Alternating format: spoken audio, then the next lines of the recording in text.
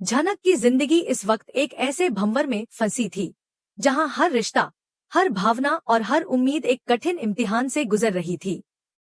यह कहानी अब सिर्फ एक प्रेम कथा नहीं रह गई थी, बल्कि किस्मत के क्रूर खेल और अधूरे रिश्तों का ऐसा तानाबाना बन चुकी थी जिसमें हर कोई बुरी तरह उलझ चुका था। झनक, जो हमेशा मजबूत और आत्मनिर्भर दिखाई देती थी, अंदर से बेहद टूटी हुई थी। उसका अकेलापन उसकी आंखों में साफ झलकता था, लेकिन वह किसी से कुछ कहती नहीं थी। जब ऋषि ने उसकी आंखों में वह गहरा दर्द देखा, तो उसे यह समझ में आया कि वह अब तक कितनी बड़ी भूल कर चुका था। उसे लगता था कि झनक उसकी और मून की प्रेम कहानी में एक रुकावट है, लेकिन अब उसे यह एहसास होने लगा था कि वह लड़की एक ऐसा सन्नाटा जी रही है जिसे शब्दों में बयां करना आसान नहीं है।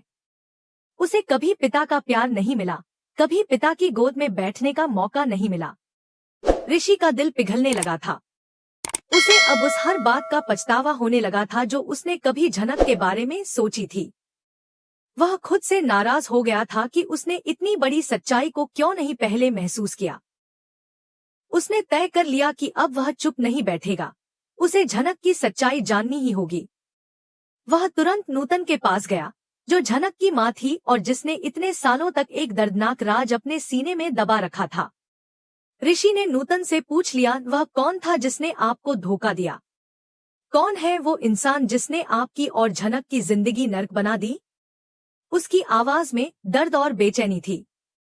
नूतन की आंखों में आंसू थे, लेकिन ऋषि की आंखों में झनक के लिए सच्ची चिंता देखकर उसका दिल पिघल गया और वह बोल उठी, वह अनिरुद्ध था, मेरा प्यार था और झनक का पिता। ऋषि अवाक रह गया। यह सुनकर उसके होश उड़ गए।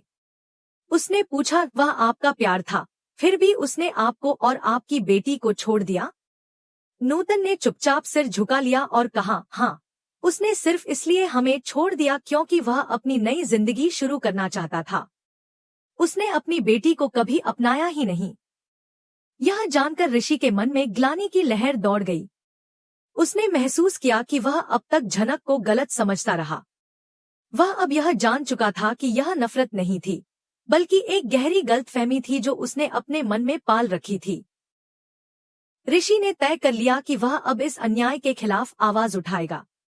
यह सिर्फ झनक का मामला नहीं था, बल्कि हर उस बच्ची का सवाल था जिसे उसके पिता ने ठुकरा दिया था।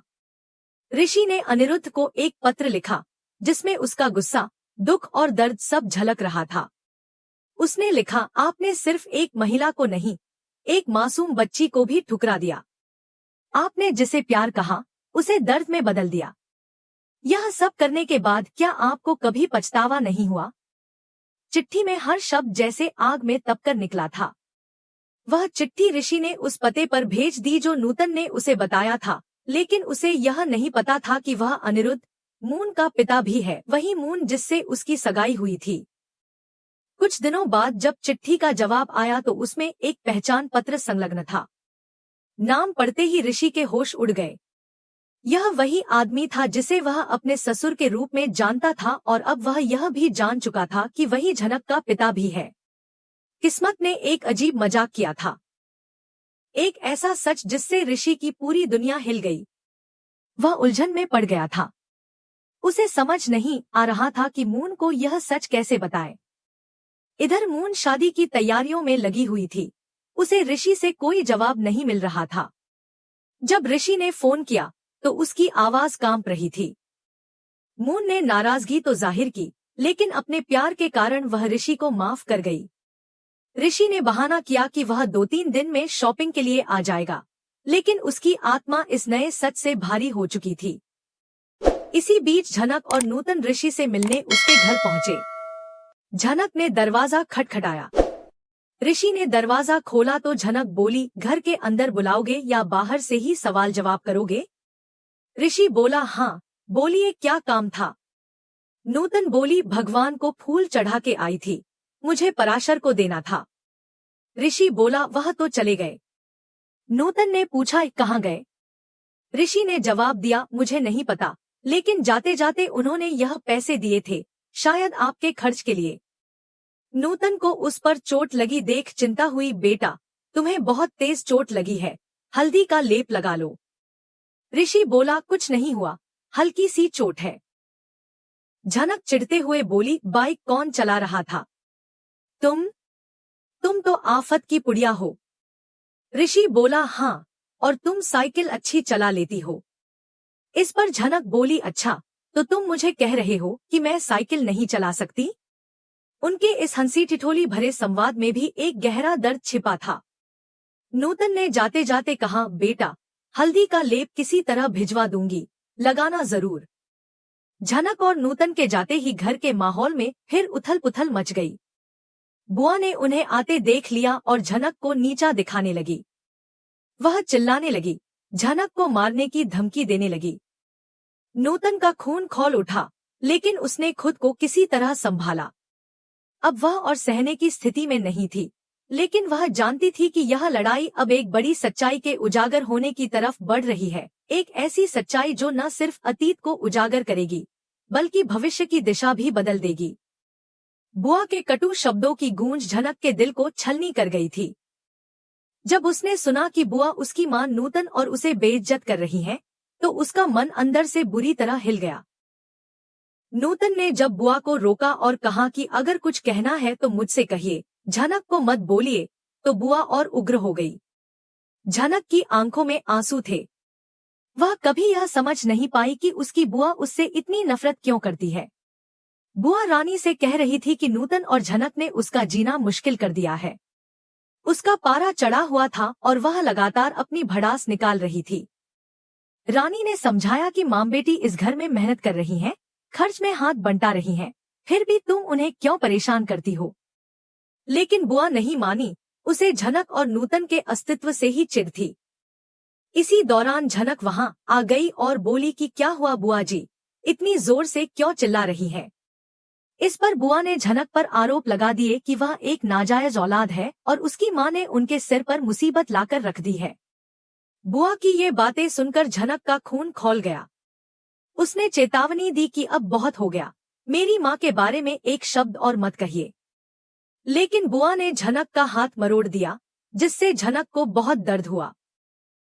तभी नूतन बीच में आ गई और बोली कि झनक को क्यों घसीट रही है, इस झगड़े में जो कुछ कहना है मुझसे कहिए। लेकिन बुआ का गुस्सा थमता नहीं था। उसने झनक को धक्का दिया और चेतावनी दी कि अगर वह और उसकी मां इस घर में ऐसे ही रही तो उन्हें घर से निकाल देगी। उसने आरोप लगाया कि पहले मां के चालचलन ठीक नहीं थे और अब बेटी भी उसी राह पर जा रही है।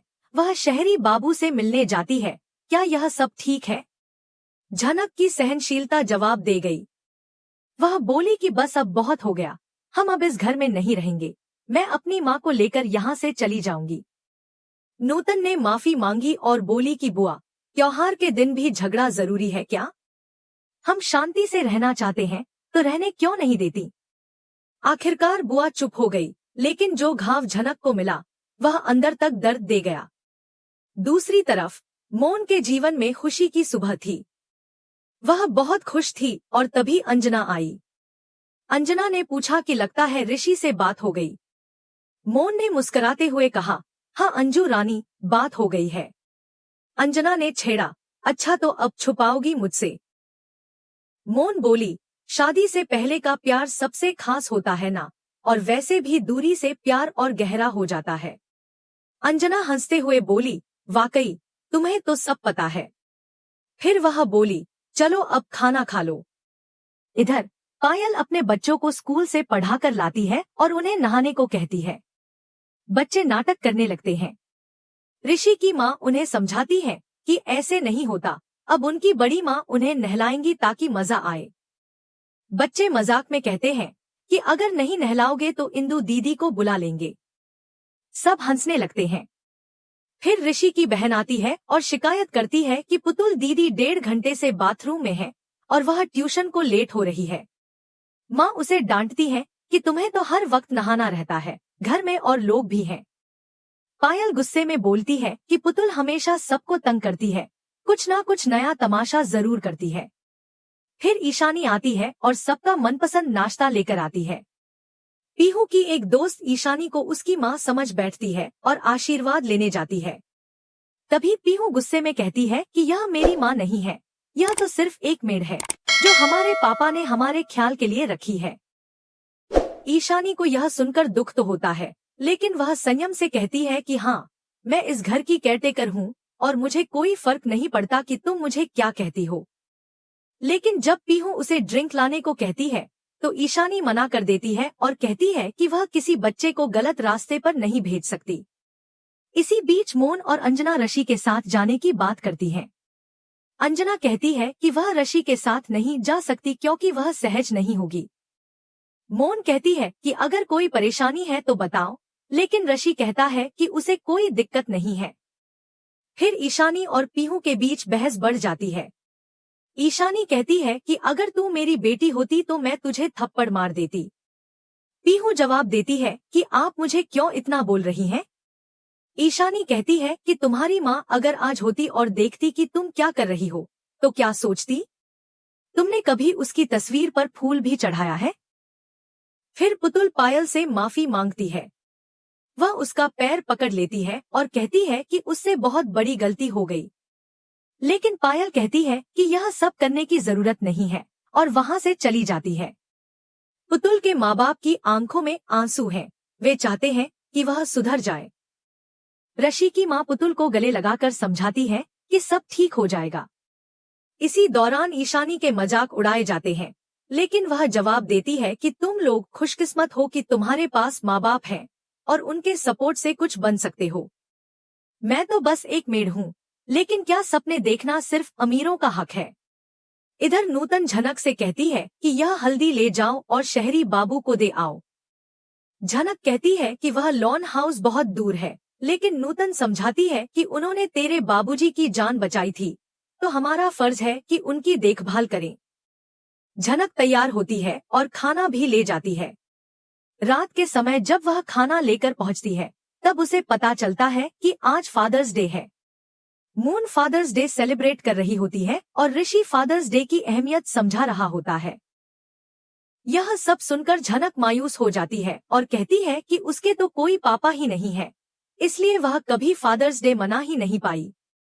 अब बड़ा सवाल यह है कि जब ऋषि और अनिरुद्ध आमने सामने होंगे, तब क्या अनिरुद्ध अपने अतीत के पापों को स्वीकार करेगा?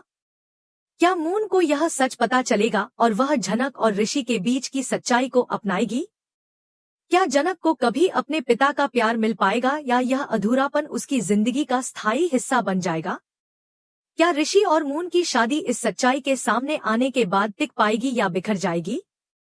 इन सवालों के जवाब जानने के लिए देखते रहिए झनक और जुड़े रहिए एसटी सीरियल अपडेट्स के साथ।